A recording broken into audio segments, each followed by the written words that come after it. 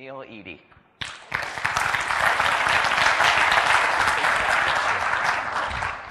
Good morning. I'll start out with this. I'm not an industry expert. You need to know that right off the bat.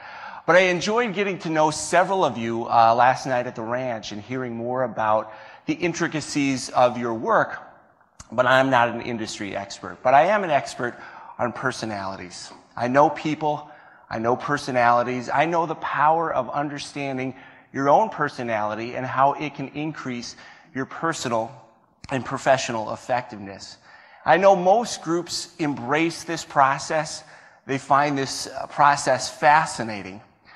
But I also know there's a couple personality types that are a little skeptical about this touchy-feely personality stuff, okay? Those personality types are ISTJs and ESTJs. And I happen to know that 41.8% of the people in this room are ISTJs and ESTJs. And I can typically pick them out in an audience because they're looking at me like this. Anyone out there looking like that? But I also know that they can become some of the biggest fans of the Myers-Briggs personality type once they understand that it's a systematic way of understanding how to interact with others, how to get to know them, and how to increase their effectiveness in their conversations with others. I want to thank you for inviting me down here today, and I want to thank a lot of you for completing the Myers-Briggs online, and I got those reports back to you, and I hope you found those fascinating. We're going to talk more about that today. And because so many of you completed them, we have some very interesting data on what this section of your organization looks like, and I think that you'll find that fascinating as well. Doing things So let's alone. take a look at A great story. I had some friends of ours, and the wives said, you know, both our husbands love fishing. We should get them to fish together. And both husbands are introverts. And both of them said to their wives, I will go fishing with them if I don't have to talk. So it worked out fantastic. They just fished and didn't talk, and they had a great time. And then don't pressure them to socialize or interact with other people. I appreciate Scott sending an introvert bus home at 7 o'clock last night so the introverts can say, okay, enough of this. We're heading back. I got on the 8 o'clock bus. All right, sensing and intuition. This one, there's differences in all of these, but this is the biggest chasm of difference between these two. What we're looking at is information, how you take in information. Sensors take in information through their 5 senses. Whatever they see, taste, touch, feel, smell, whatever's real, concrete, actual, factual information. That's what they pay attention to. They're data-driven. They go on experience. What have we done in the past? They don't trust their gut on things. They want to back things up with facts. Common sense, practical, down-to-earth kind of folks. If you would ask me what the temperature is in this room as an intuitive, I may say, well, it feels very comfortable. For a sensor, they would say it's 68.9 degrees in here. Okay, intuitive people just want to get in the ballpark. Sensors want it precise. They want it exact. They want to follow the letter of the law. Intuitive folks want to follow the spirit of the law, right? But sensors want to follow the letter of the law. Intuitive folks, the information they pay attention to isn't tangible. It isn't things that you can see, taste, touch, feel, and smell, because it's conceptual. It's possibilities. It's theories. It's all these things that are intangible out there. They love to take a big picture approach to the information. That's the information that they pay attention to. They do trust their intuition. They do trust their gut. And you know what? 85 to 90% of the time, they're kind of right on about things. And they get really frustrated with sensors that says, well, I'm right, just get on board with me. They don't, because sensors go, I don't trust your gut feeling. I can't quantify that. I suppose I could track your gut feeling decisions over time and kind of make a chart about that, but that doesn't seem real practical right now.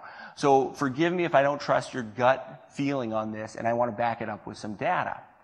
Now, intuitive folks get themselves in trouble because they ask one question and they ask it a lot. Any guesses on what that one question is?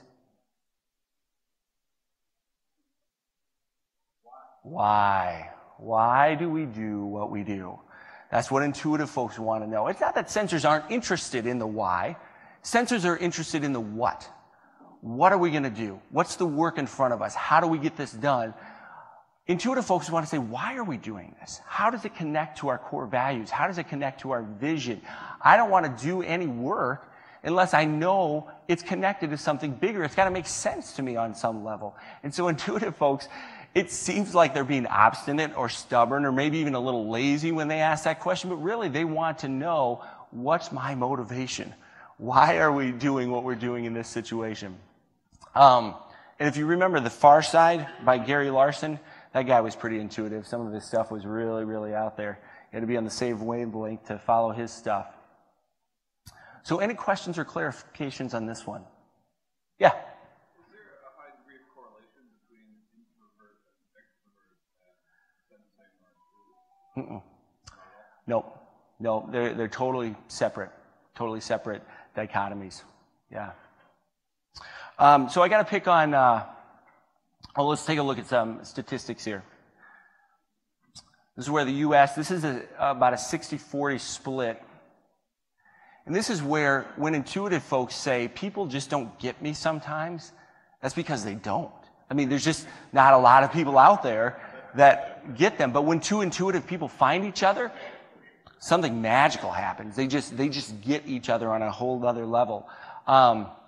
When two intuitive people sit down for a meeting, 45 minutes into the meeting, they're going, what were we supposed to be talking about? Because whatever conversation they have, they're starting to chase tangents all over the place. Sensors are a little bit more sequential. And here's how you guys came out. Nearly 70% are sensing. 30.1% are intuitive. Any surprises there?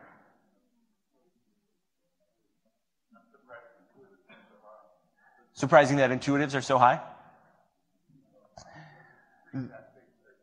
It is, and there's some tension there. There's some interesting creative tension in what I found with some of the literature about your organization that we'll expand upon a little bit. There seems to be a sense of, we kind of like this intuitive stuff, but let's just make sure we're basing things on fact. Be a little creative, but don't get out there too much.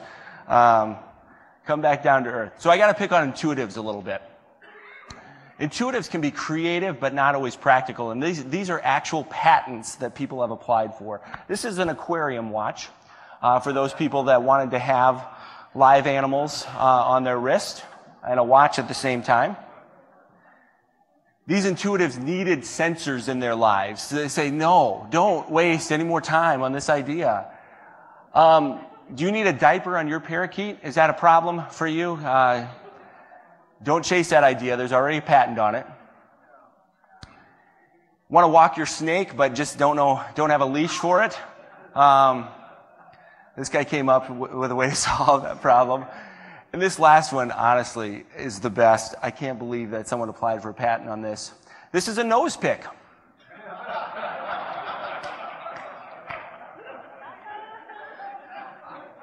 So if this doesn't work for you, you can buy this. So